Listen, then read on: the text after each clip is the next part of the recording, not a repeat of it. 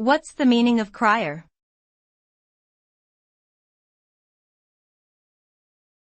Crier.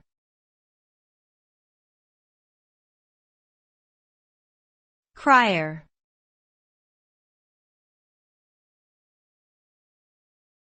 Crier.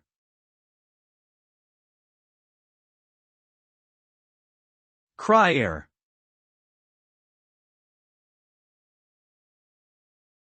A crier is a person who makes public announcements in a loud voice. The role of a crier dates back to medieval times when many people couldn't read or write. They would listen to the crier to get information about important events and news.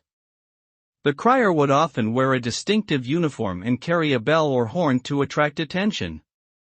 Today, the role of a crier is mostly ceremonial and can be found in some cities and towns.